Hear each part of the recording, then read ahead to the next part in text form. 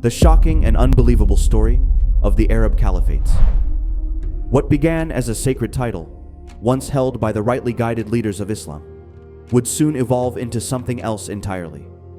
A monarchy, in all but name. The Umayyads, and later the Abbasids, seized control of the Caliphate, claiming to rule in the name of Islam. But as their dynasties grew, so did corruption, oppression, and rebellion. Scholars were chained, caliphs were turned into puppets, civil wars erupted across the empire, and the once unified Muslim world began to fracture. New empires and ideologies would emerge from the chaos, dividing the Islamic world even further. So, what happened to the Caliphate? Were these men righteous leaders, or did they twist divine leadership into dynastic power? This is the story of the Arab Caliphates, and how the dream of unity gave way to chaos, conflict, and control. Before we begin, make sure to like the video, subscribe to the channel, and share your thoughts in the comments to help support our work in bringing more Islamic history to light. Now, if you're ready, let's dive in. After nearly a century of Umayyad rule, the cracks had become impossible to ignore. Many Muslims, especially in the East, believed the Caliphate had become a tool of the Arab elite, serving a small group of powerful families while ignoring the rest of the Ummah. The Mawali, non-Arab Muslims, were treated as second-class citizens. The Al-Bayt, the family of the Prophet, peace be upon him, were pushed aside. And the memory of Karbala still haunted many hearts. In the eastern lands of Khorasan, a secret movement began to grow, one that promised to overthrow the Umayyads and bring justice back to the Caliphate. In 750 CE, the revolution succeeded. The Abbasids, claiming descent from Al-Abbas, the uncle of the Prophet peace be upon him, seized power. The Umayyad dynasty collapsed. The capital moved from Damascus to Kufa, and soon after, to a new city, Baghdad. The Abbasids promised a new era, one where the Prophet's family would be honored, non-Arabs would be included, and the Caliphate would be guided by justice, not favoritism or tribal pride. But did they really keep that promise? The Abbasids began their rule with ambition and vision. They wanted to be seen as different, not just as rulers, but as leaders of a just and united Ummah. In 762 CE, they built their new capital, Baghdad. Designed with a perfect circular layout and fortified walls, Baghdad wasn't just a city, it was a statement, a symbol of a new Islamic world where knowledge, inclusion, and cultural brilliance could thrive. And it did. Baghdad quickly became the heart of the Muslim Empire, a center of learning, poetry, philosophy, and science, attracting thinkers and artists from all corners of the known world. Non-Arabs were given high positions in government. Persian traditions influenced administration, literature, and even court life. The Abbasids tried to move past the tribal divisions that had plagued the Umayyads. Under caliphs like Al-Mansur and Harun al-Rashid, the empire reached the heights of what is now called the Golden Age of Islam. Trade routes flourished, scholars were respected, and Baghdad glowed with power and purpose. The empire stretched from North Africa to the borders of India. But even during this golden age, there were signs of trouble. In the far west, Muslim Spain, still ruled by surviving Umayyads, broke away completely. In North Africa, the Aghlabids claimed loyalty to the Abbasids, but ruled independently. The dream of unity had returned, but it was already slipping away.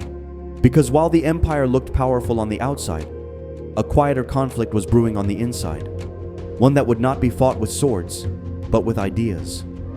Just as the threat of the Kharijite extremists diminished, a new approach arose that sought to reinterpret theological traditions. Its advocates, who were known as the Mu'tazila, proposed an approach to theology that relied heavily on human reason, in an attempt to understand and discuss the nature of God and the unseen. The Mu'tazilites believed that reason was the key to understanding religion.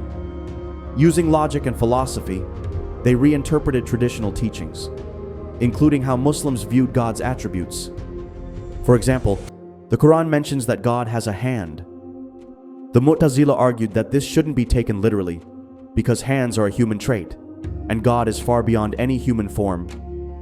They also claimed that the Quran was created, not eternal, since only God can be eternal. And the Quran, as they said, was his speech, not his essence. To their followers, this was a well-meaning attempt to protect God's transcendence. But to others, especially traditional Sunni scholars, it was a dangerous overreach.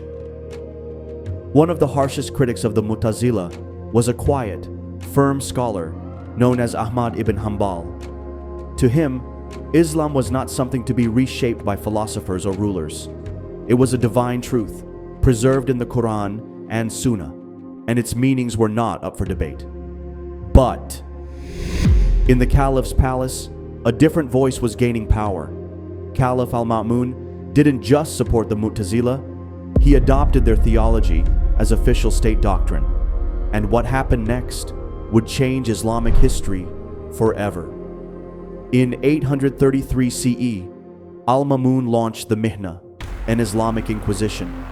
Scholars were interrogated, threatened, and punished unless they accepted the idea that the Quran was created. While some gave in, others stayed silent, but some stood firm and rejected it. One of whom was Ahmad bin Hanbal.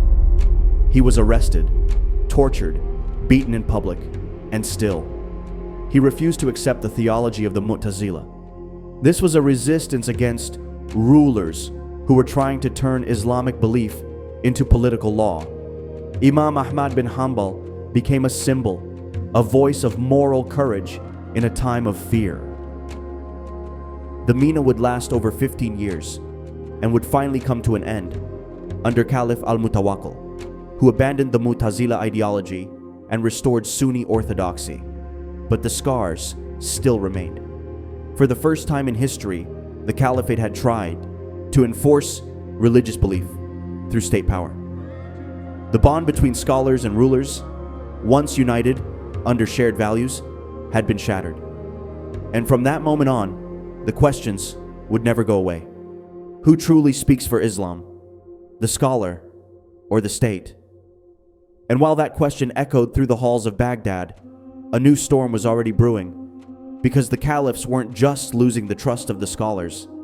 They were starting to lose their grip on the empire itself. The Mihna didn't just leave scars on scholars. It changed how Muslims saw the caliphate. Imam Ahmad ibn Hanbal's quiet resistance marked a turning point. From that moment on, many no longer viewed the caliph as the unquestioned spiritual leader, but as a ruler who could be wrong and even opposed. The bond between the caliph and the scholars was weakened. And as trust faded, so did the unity of the empire. The Abbasids still ruled in name, but their moral authority had been shaken. The scholars watched from a distance. The Ummah, once united, began to fracture, not just in belief, but in political control. And from there, the fall began. In 861 CE, Caliph al-Mutawakkil was assassinated by his own guards, the same Turkish military corps he had elevated to power.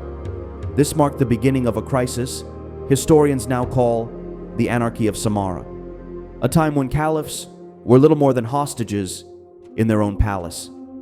Over the next decade, the empire saw 4 caliphs murdered, commanders controlling the court, and the once mighty caliphate reduced to a shadow of itself. Meanwhile, across the empire, local leaders saw their chance. They stopped waiting for Baghdad's approval and started ruling on their own. In the far west, the Umayyads in Spain refused to acknowledge Abbasid authority. In North Africa, the Abbasids governed independently, still claiming to honor the caliph, but answering to no one. In Egypt, the Tulunids under Ahmad ibn Tulun collected taxes, built mosques, and commanded armies without consulting Baghdad. And in Persia, new dynasties like the Tahirids and Saffarids rose to power, their loyalty to the Abbasids more symbolic than sincere. The caliph's name still echoed from the pulpits, but it was just that, a name. The real decisions, the armies, the taxes, the laws, were now in the hands of regional rulers. The Abbasid Caliphate, once the central power of the Muslim world, had become a symbolic umbrella over dozens of competing states.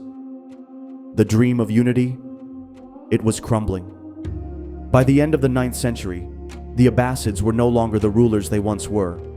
But even in their weakened state, the caliphs still sat in Baghdad, symbols of unity in a divided world. The question remained, how much longer could they hold on? The Abbasid Caliphate began with promises of justice, inclusion, and unity. And for a time, under its golden dome, those promises seemed within reach. But, as we've seen, even the strongest empires can crack under the weight of power, politics, and pride. What started as a revolution ended in fragmentation, and the caliphs, once the leaders of the Ummah, became symbols, more remembered than obeyed. Yet, this wasn't the end of the Abbasids, because in the shadows of their weakening rule, new players were rising, independent governors, religious rivals, and soon, an unexpected force from Persia would march into Baghdad, not to destroy the caliphate, but to control it from within. The next chapter is one of puppets and power, one where Shia rulers commanding Sunni caliphs, and of a caliphate clinging to life in a changing world. It's a story of politics, strategy, and survival, one that changed Islamic history forever. Before you go, make sure to like this video, subscribe to the channel, and share your thoughts in the comments. What do you think was the turning point for the Abbasid Caliphate? Thanks for watching. And as always, Assalamu alaikum.